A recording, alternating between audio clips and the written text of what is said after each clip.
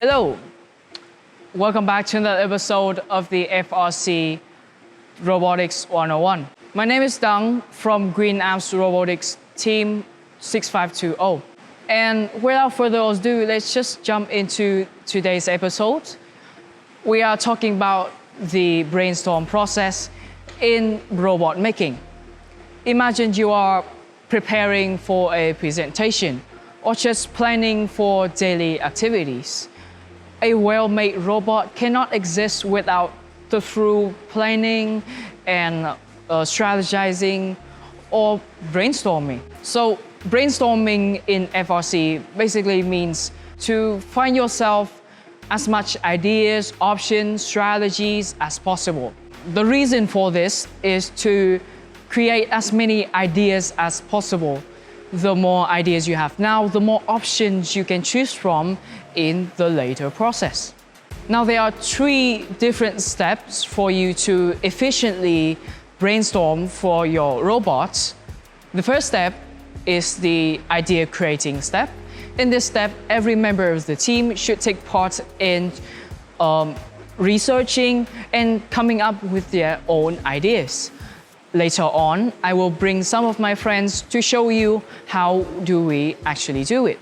The second step is to analyze all of your ideas that you have gathered, find out their pros and their cons, and to find out which one is the most valuable among a range of different mechanisms that you can choose from in the FRC community.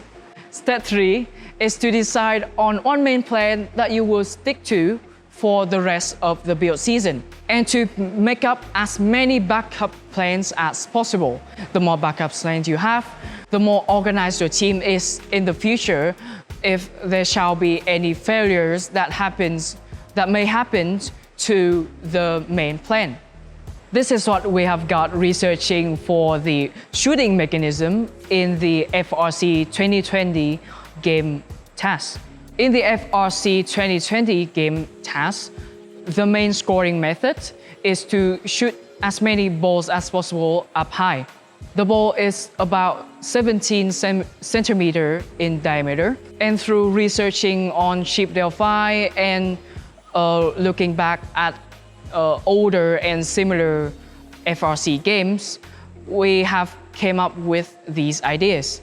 Next up, Tang will present about his idea.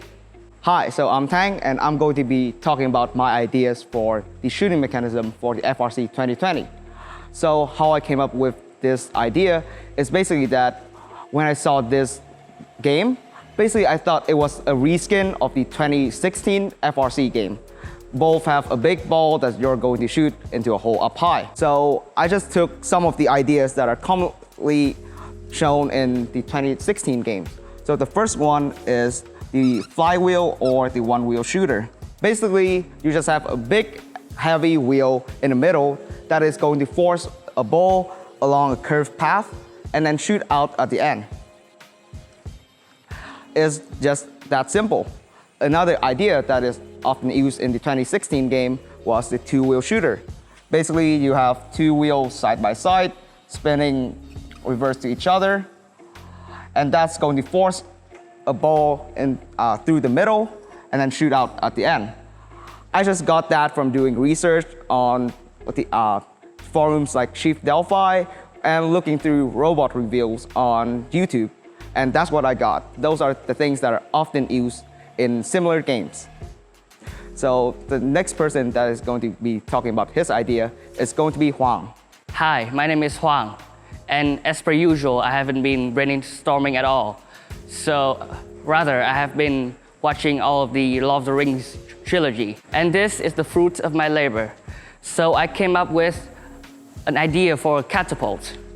This mechanism has been used for many centuries and will likely be helpful for this kind of task. I think that the design of the catapult is already well known amongst everyone. So just some quick sketch, like arm, there's something hold the ball, and there's the actual ball. you toss it, basically, with some kind of powering mechanism here that gives it torque. So that concludes my idea, and thank you. It's finally my turn to submit my ideas. Now, the ideas have been created by researching on older or similar games, researching on forums like Sheep Delphi, and even from movies. But my idea, I want it to be made from the sources of the power. Now, let's talk about Tang. Tang uses the source of motors or two wheels pressed together against the ball, which puts a pressure and a velocity on the ball. And Huang used a catapult hand, which is basically a lever to shoot a ball afar. Now, there are various other sources for power. For example, the piston or the spring in like guns. I will use it in my idea. Let's say I have a simple pipe, and I will use a spring as my source of power. Now, down here, I'll basically have a conveyor belt, and on that conveyor belt, I have different hands. Their job will be pulling these springs down and compress them, and the ball will be loaded down. And since they continue to rotate, the hand will release the spring, and a lot of force will be act on the ball, and it will shoot out with a lot of force. Another idea is to use the piston. The same guiding path is implemented on this design. Basically, down here we have a piston, and the ball is loaded in here, and when the piston is extended, the ball will be shot on the other end of the pipe. Now I will move on to the next step and analyze everyone's ideas. Now, let's say we have came up with we have decided to use the single wheel shooter because we see the cons and the pros system and an intake that will work well with this shooter.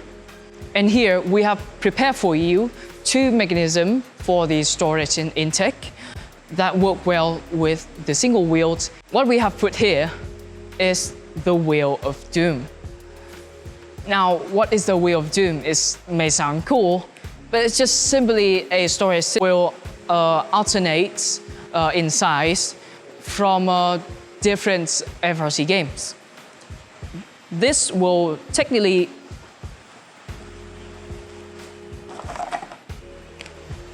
the Wheel of Doom will rotate around the center of the storage and basically bring the balls around, and when it comes in contact with a pickup mechanism, it will go up and out this way. It will go up this way. This works well with the single wheel because the single wheel shooter can be loaded from the bottom up.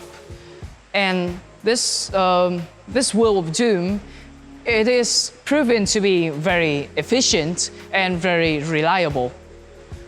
But the downside of it, it is very hard and very, very complex to design. And only experienced teams can design and manufacture one. Or basically, they are a set of rollers, and they will bring the ball up high and input it into the storage. Now, right there, we have designed our main plan that we will try to stick to and try to make a robot that satisfies this chain of mechanism. We have to make backup plans because what if any of these mechanisms fails to design or to work? And I will show you how to make the backup plans. Let's say you are stuck on the wheel of doom. As I said, it is very hard to design. So for starters and for new teams or new members or new generation of the team, it is very hard to design one of these. So you have decided to change this mechanism. So you just make a backup plan that starts with the storage system, which is another one. For example, here I use a very simple path system. It's just basically a pipe or two walls that make up a path that leads the ball into the shooter. And this will work specifically well with the double wheel shooter. Here is a complex of the path and the double wheel. The ball will go down this path and go through this arc and come in contact with the double wheel shooter right here and shoot right out at the end of the path. And right here, I have added an additional wheel to not only guide the ball into the shooter, but create an initial velocity, and this will help the double wheel work more consistently, and it will create more power. Working with the storage of the path system, you can use a range of different intakes. You can just use the conveyor belts like in the main plan. It is basically the conveyor belts without the belts, of course, and they can only bring the balls up a small kind of height, so keep this in mind. So right there, I have created a main plan and a backup plan. For your team and your plan for the future can be organized, you should make as many backup plans as possible. So that's it for a very long episode of the brainstorm process. In the next episode, we will talk about the very basic of CAD. And I will see you in future episode. Good luck on